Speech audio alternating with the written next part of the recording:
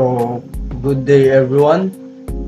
My group mates and I were going to discuss the sexual self and how it is related to psychology. First and foremost, this is for educational use only. Our group is allowed by our instructor, Mr. Roldan Ardines, to use this as an educational material. So our overview for this topic about sexual self is R. Development of secondary sex characteristics and human system, discussing the erogenous zones, understanding the human sexual response, the basic biology of sexual behavior, understanding the chemistry of lust, love attachment, the diversity of sexual behavior, sexually transmitted disease or STDs, and the methods of contraceptions. Sexual self. Exploring one's sexual self involves understanding desires, boundaries, preference, and orientations, as well as fostering a healthy relationship with one's body and sexuality. It is a personal journey that varies greatly from person to person. So here are some key aspects to consider when exploring your sexual self. Number one is self-awareness. Take time to reflect on your own desires, fantasies, and feelings related to sexuality. The second one is communication. Open communication with your partners about your needs, boundaries, and desires is crucial. Exploration. Experimenting and trying new things can help you better understand what you enjoy and what does resonate with you. The fourth one is education. Learn about sexual health, anatomy, and pleasure. The last one is boundaries. Set and respect your own boundaries as well as those of your partners. So good day everyone. Today I'm going to discuss about erogenous zones. So first, what is erogenous zones? So erogenous zones are vital components of human sexuality, encompassing areas of the body that are exceptionally responsive to sexual stimulation. So this phenomenon varies greatly among individuals with preferences and sensitivity level differing based on personal experience, cultural background, and psychological factors. So one of the most well-known erogenous zones is the lips. Lips are rich in nerve endings and are often the focal point of intimate kisses, serving as a gateway to heightened arousal and intimacy. Additionally, the ears are another commonly recognized erogenous zone, as gentle caresses, whispers, or nibbles can elicit power sensations. So, moving down the body, the neck is often considered as highly sensitive area. Light kisses, nibbles, or even just gentle strokes along the neck can evoke pleasurable responses, thanks to the concentration of nerve endings and proximity to vital blood vessels. So next is the breast, particularly the nipples, are significant erogenous zones for many individuals. Stimulations of the breast can lead to heightened arousal and even orgasm in some cases, owing to the dense network of nerve endings and the release of oxytocin, often referred to as love hormone. So, farther down, the inner thighs are another region rich in nerve endings and sensitive to touch. Teasing or caressing this area can build anticipation and arousal, enhancing the overall sexual experience. So, next is of course the genitals themselves are the primary erogenous zones. It is important to note that the erogenous zones are not limited to these areas. They can also include less obvious spots like the back of the knee, wrist, or even the scalp, depending on the individual preferences and sensitivities.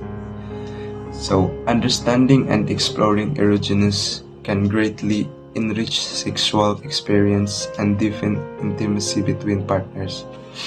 Effective communication, consent, and mutual exploration are essential for discovering and maximizing pleasure within these sensitive areas. So that's all my report. Thank you. Understanding the human sexual response in psychology involves exploring the physiological, psychological, and social factors that influence sexual arousal, desire, and behavior. The human sexual response cycle consists of 4 phases. So I'm going to discuss these 2 phases. The first one is excitement. In this phase is characterized by initial arousal, increase your heart rate, blood flow to genitalia, and muscle tension. It may involve physical and psychological stimulation leading to sexual arousal. The second one is plateau. In this phase, arousal continues to build, reaching a peak just before orgasm. Breathing and heart rate further increase, and muscle tension intensifies. Human sexuality refers to people's sexual interest in and attraction to others.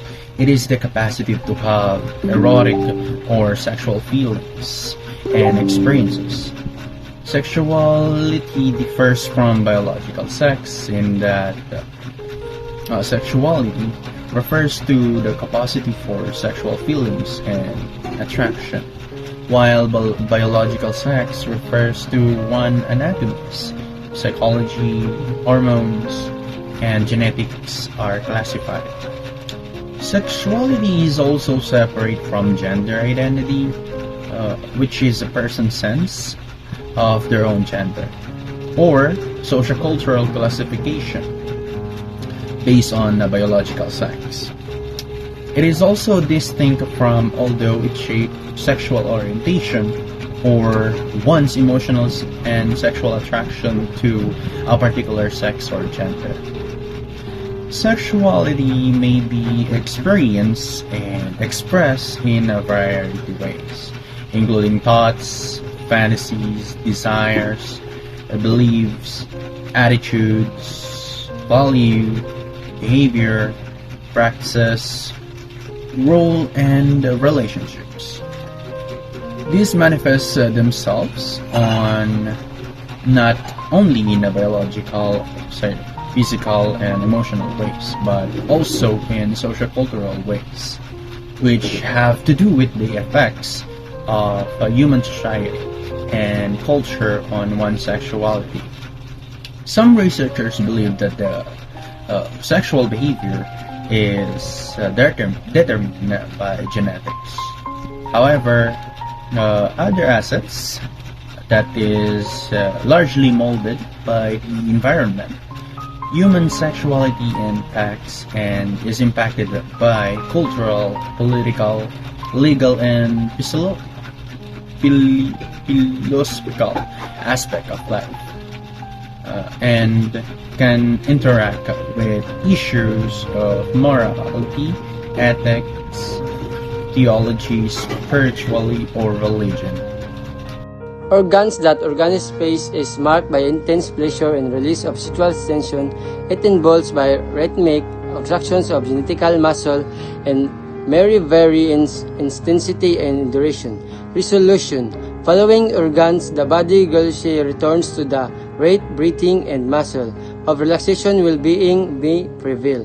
Psychological factors such as emotions, fantasies, beliefs, and attitudes towards sex play a sexual response. Social influence and cultural norms and impact sexual behavior and experience. That's all. Thank you. The basic biology of sexual behavior. Sexual behavior in biology encompasses a range of actions related to reproduction, influenced by both physiological and psychological factors. It involves processes such as attraction, courtship, copulations, and parental care. In many species, including humans, hormones play a crucial role in regulating sexual behavior, while social and cultural factors also influence mating patterns and mate selection. Understanding the chemistry of lust, love, and attachment involves exploring various neurochemicals and hormones that play roles in these experiences. Lust. Lust is primarily driven by the release of hormones such as testosterone and estrogen, which increase sexual desire. Additionally, neurotransmitters like dopamine, which is associated with pleasure and reward, play a role in motivating sexual behavior.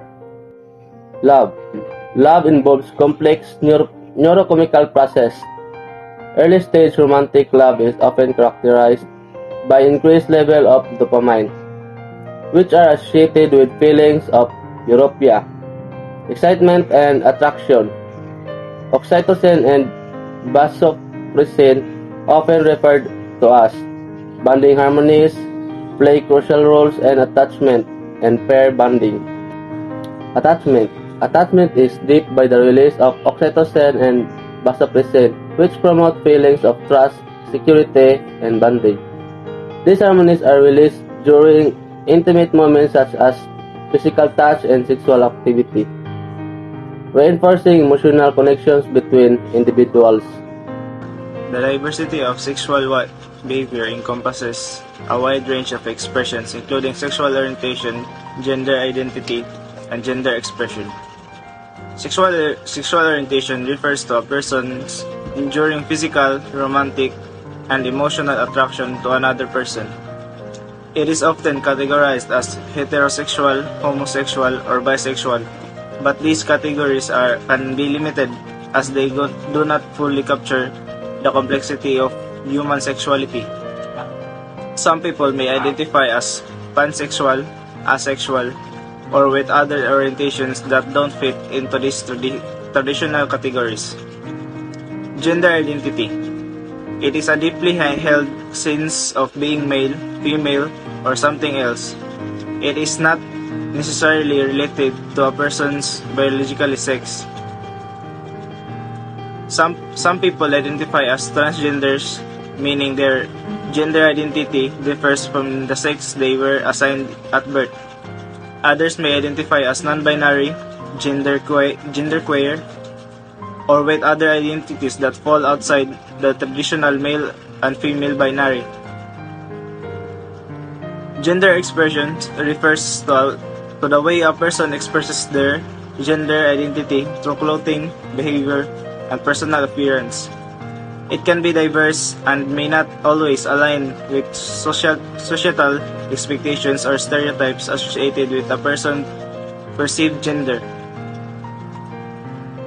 STDs, or sexual transmitted disease. So what is STDs? STDs can cause infection passed from one person to another through sexual contact.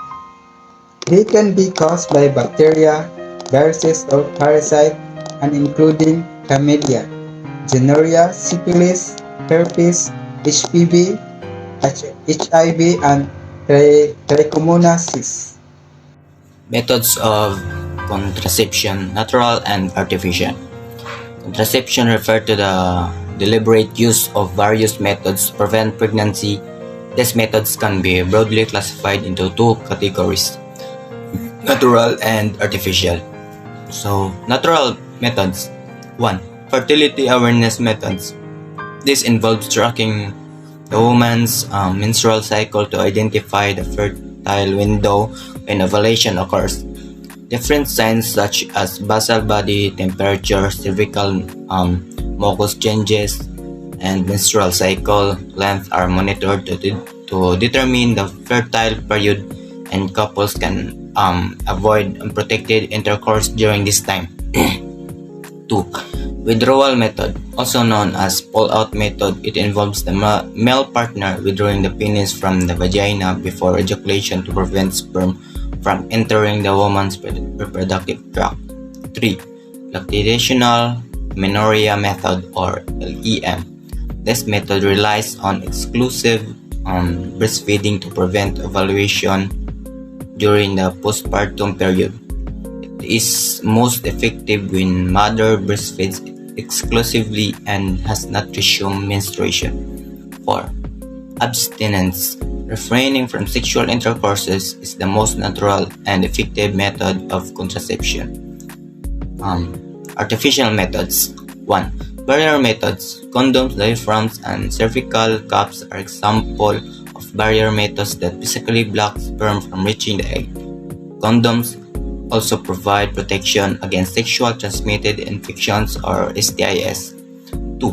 Hormonal methods. Birth control pills, patches, injections, and hormonal intrauterine devices, or IUDs, contain synthetic hormones such as estrogen and progesterone. These hormones prevent ovulation, thicken cervical mucus to block sperm, and alter the uterine lining to prevent implantation.